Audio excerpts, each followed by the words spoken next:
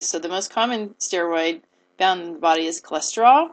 Let's look at estradiol, which is an estrogen, and testosterone, which is an androgen.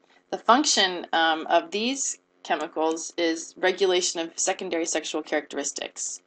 Okay, so whoops.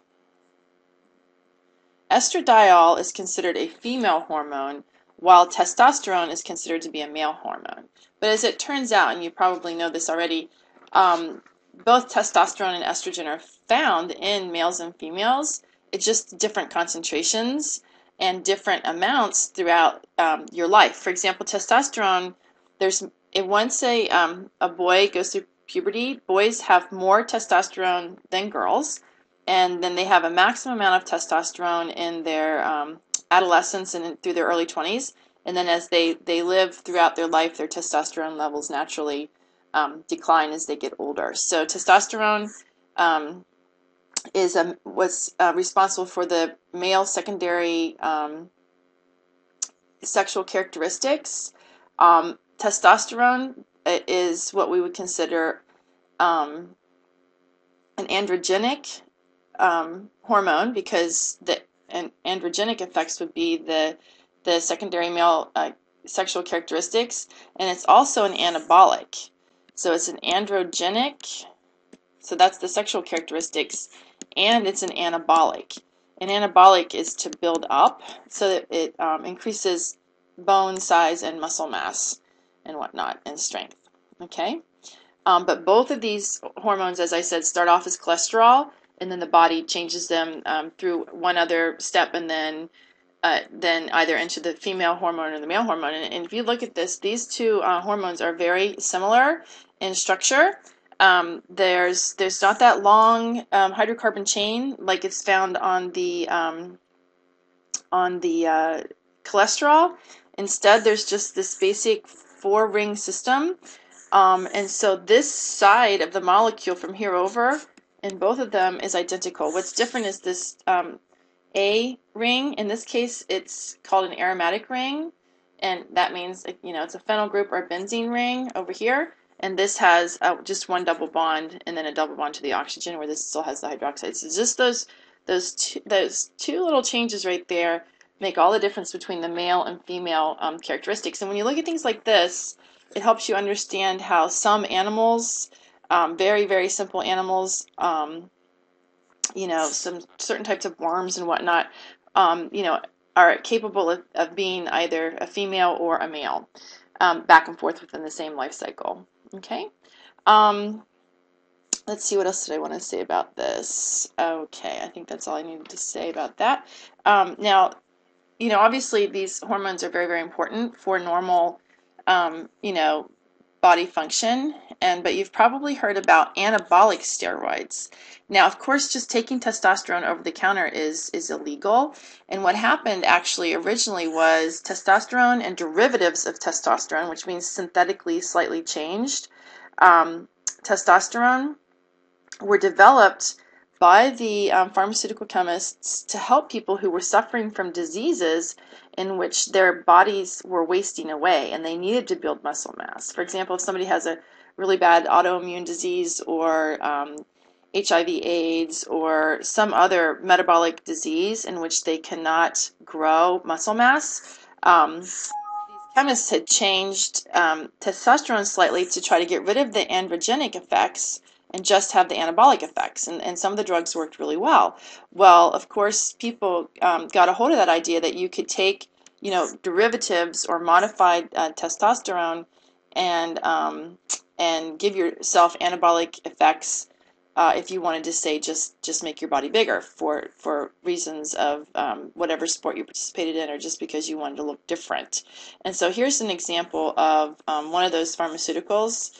This one here is called Trenbolone, and it's an anabolic steroid. So you can see how similar structurally it is to actually testosterone. You see the double bond O here is the same as the double bond O here and the double bond here. But then there's a couple more double bonds added on, and there's this ester group that's here instead of an alcohol.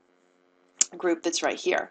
And by making these little subtle changes to the structure, of testosterone, this is now no longer a natural product. It's what we would call a synthetic product. And this particular drug is a drug that's used on animals to help them build muscle mass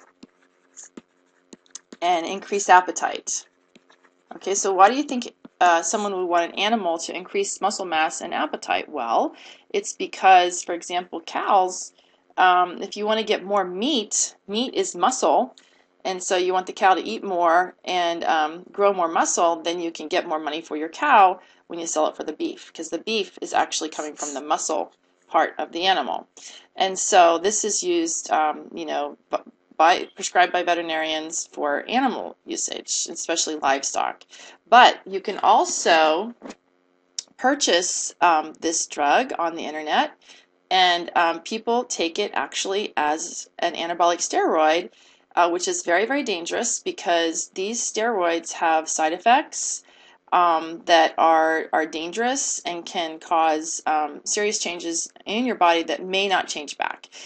There's psychological effects, there's issues with your liver, your kidneys, all kinds of dangerous stuff, acne, other side effects that you wouldn't expect come from taking these types of steroids. Now, a lot of the anabolic steroids, because they're so dangerous, they've been outlawed by certain sports. So if you're participating in professional sports or collegiate or high school sports, you're not allowed to take it. And the reason why is because it's so dangerous. However, it's still sold. Some have been banned completely by the FDA due to their danger, but others, like for example this trenbolone, can be purchased over the internet. And it's really kind of horrible. You can't take it in pill form or powder form. It has to be injected. And that alone is just very, very dangerous. So this whole notion of taking anabolic steroids is really sort of a sad story that people originally, when they were first designed for people who are truly sick and really need them, it was a real blessing. But for people who abuse them just to change the appearance of their body is really, really a negative thing, and very, very dangerous for people. So I can't, I'm telling you what this is, but I'm also telling you that this is very dangerous.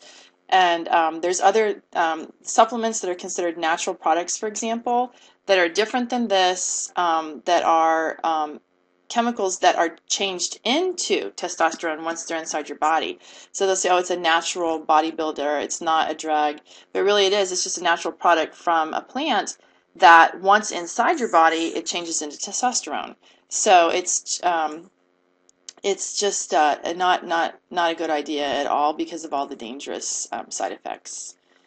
Okay, so this is an example of a natural molecule that has a very important job, testosterone and estradiol, and then a synthetic molecule. Whoops, I'm bouncing all over the place here. Sorry, a synthetic molecule here, trenbolone, that has a purpose in the livestock industry, but is abused by people who would try to profit off of it to take advantage of people's misunderstanding of what a nutritional supplement is and the risks of taking such types of drugs.